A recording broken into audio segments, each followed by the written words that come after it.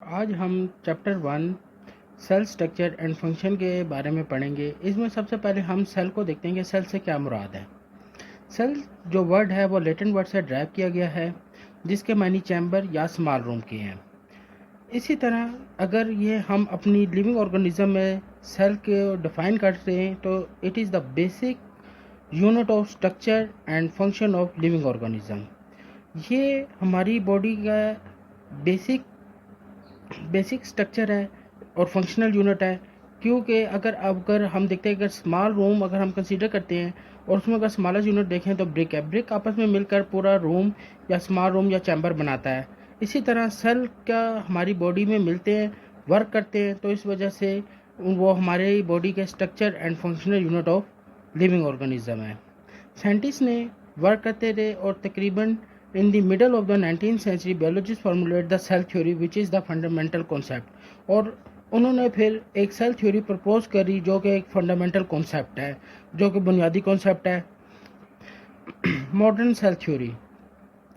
Cell is the fundamental unit of structure and function in living thing.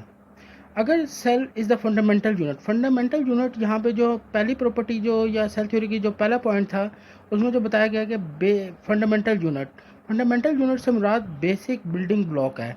Basic building block ये से मुराद ये कि ये लिविंग ऑर्गेनिज्म जो है वो सेल से बनी हुई है। जैसे कि हमने पहले बात करी कि ये हमारी बॉडी तब भी कंपोज, अगर हम देखें हमारी बॉडी तभी कंपोज हो सकती है जब वो सेल से मिलकर बनी हो। तो इस वजह से ये हमारी बॉडी का बेसिक बिल्डिंग ब्लॉक है और ये इसकी ही फंक्शन की वजह से हमारी बॉडी वर्क करती है। इसके बाद दूसरा सेल थ्योरी का पॉइंट है, all living organisms are made up of one or more cell. जो भी लिविंग ऑर्गेनिज्म होगा वो एक या एक से ज़्यादा सेल पर मुश्तमिल होगा। Cell arises from other cells through cellular division. हमें पता है कि cells are arises from other cells. इधर अदर सेल्स से मुराद है प्री एग्जिस्टिंग सेल्स, जो पहले से सेल्स मौजूद हैं। नए सेल्स हमेशा कहाँ उधर से ये थ्योरी में ये बताया गया कि प्री एग्जिस्टिंग सेल्स जो पहले से मौजूद हैं उन्हीं की वजह से नए सेल्स बनते हैं। और कौन से प्रोसेस बनते हैं? Through cellular division. Cellular division से मुराद हमारी बॉडी के अंदर दो तरह की सेलुलर डिवीजन होती है, एक माइटोसिस होती है और एक मियोसिस। माइटोसिस जो है वो हमारी ग्रोथ के लिए और मुख्तलिफ एक्टिविटीज़ के लिए क्या ज़रूरी है, जो हमारी सेल्स में हमारी बॉडी के सेल्स के नंबर ऑफ सेल्स को इंक्रीज़ करती है। तो हमने ये देखा कि जो नए सेल्स बनते हैं वो जो पहले से मौजूद हैं उनकी वजह से बनते हैं। इसके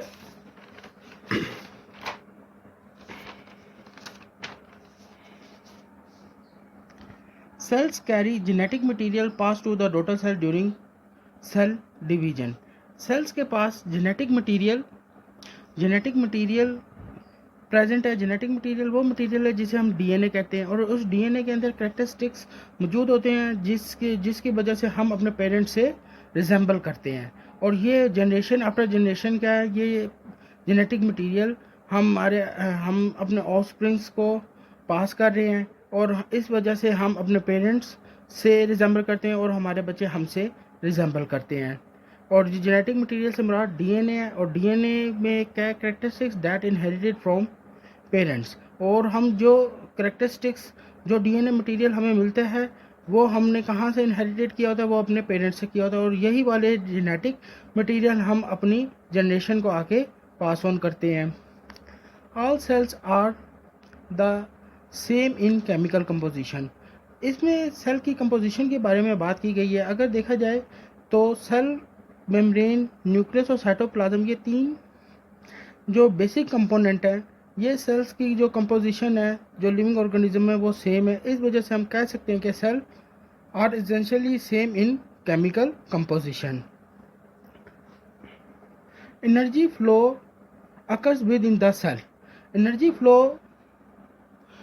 फ्लो से आपकी बॉडी, इधर एनर्जी फ्लो से मुराद मेटाबॉलिज्म और बायोकेमिस्ट्री है।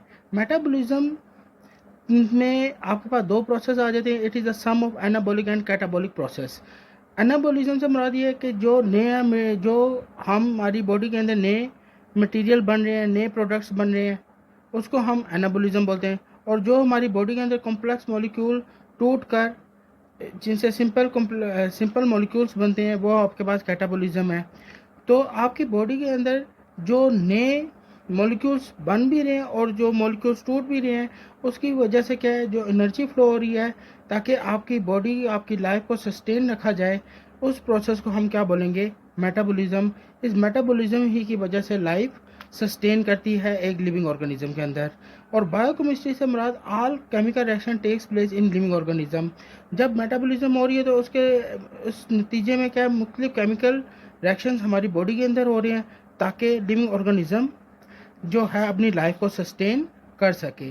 ये सारे जो 6 पॉइंट्स थे ये मॉडर्न सेल थ्योरी के थे, जिसके बारे में ये बताया, ये साइंटिस्ट ने हमें ये बताया कि ये बेसिक पॉइंट्स हैं जो हमारी लाइफ में जो सेल के लिए ज़रूरी हैं।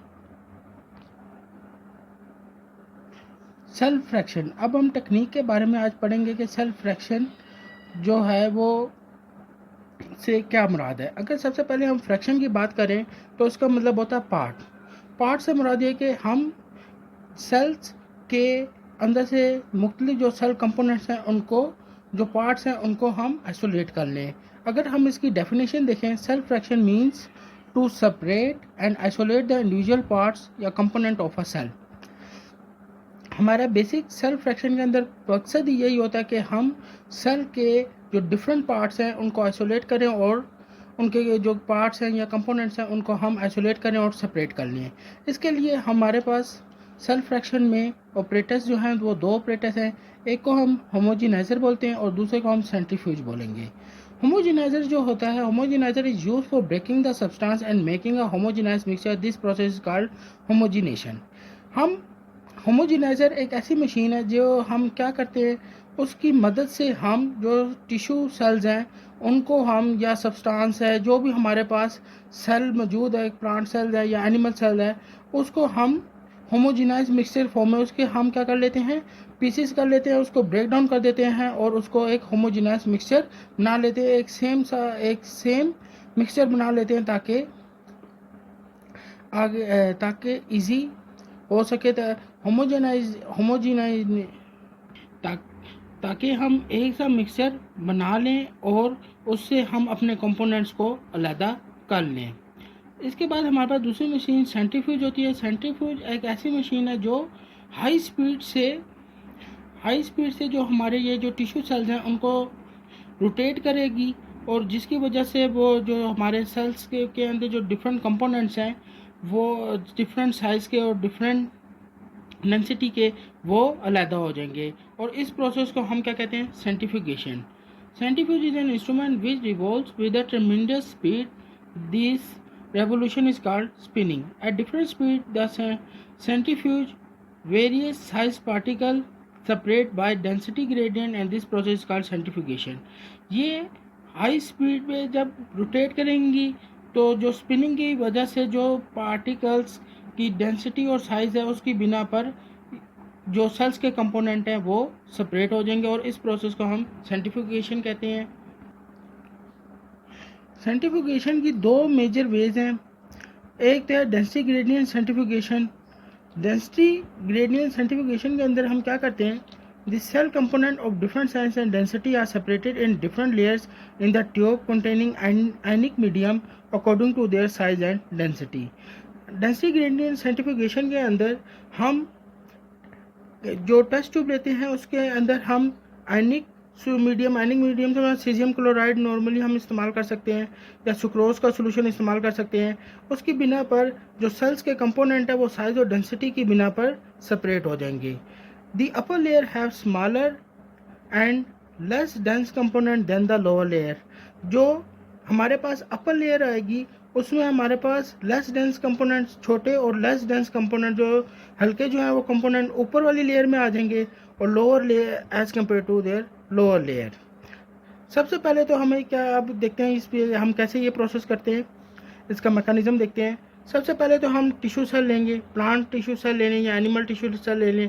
तो हमने टिश्यू सेल्स ले लिए, हमने प्लांट टिश्यू सेल्स ले लिए, उसको फिर हम क्या करेंगे, हम टेस्ट ट्यूब में डालेंगे और ये हमारे पास टेस्ट ट्यूब में हमने प्लांट टिश्यू सेल्स ले लिए। फिर इसके बाद इसकी हम ग्राइंडिंग करेंगे। ग्राइंडिंग करेंगे तो उसकी मदद से क्या होगा, होमोजेनाइज्ड मिक्सचर बन जाएगा। वो जो होमोजेनाइज्ड मिक्सचर बन गया है, इस मिक्सचर को हम सेंट्रीफ्यूगेशन करेंगे। सेंट्रीफ्यूगेशन का मतलब हमने पहले हम पढ़ चुके हैं कि सेंट्रीफ्यूगेशन में क्या है कि हम हाई स्पीड पर इसको रिवॉल्व करेंगे और ये उसकी बिना पर क्या करेगा, डेंसिटी और साइज की बिना पर सेपरेट हो जाएगा। अगर तो हम सेंट्रीफ्यूगेशन डेंसिटी ग्रेडियंट के थ्रू कर रहे हैं तो क्या होगा, parts of the cell having different density and size are separated and form layers. तो क्या होगा, हमारे पास डिफरेंट लेयर्स बनेंगी और जिसकी बिना पर वो डिफरेंट लेयर्स बनेंगी और वो सेपरेट हो जाएंगी। अब हमें पता है कि जो लाइट वेट होगा, जिसका लाइट वेट होगा और स्मॉल साइज होगा, लेस डेंस होगा, वो लेयर हमारे पास ऊपर आ जाएगी और जो वो मोर डेंस होगी वो नीचे चले जाएगी। और उसके मुताबिक जो उनसे कंपोनेंट्स हमने इसके बाद हमने ये हमारे पास जब ये लेयर बन जाएगी तो इसके बाद हम फर्दर इसके हम स्टडी कर सकते हैं कि हमारे पास कौन से लेस डेंस कंपोनेंट्स हैं सेल के अंदर और कौन से मोर डेंस कंपोनेंट हैं। ये था डेंसिटी ग्रेडियंट सेंट्रीफ्यूगेशन के बारे में।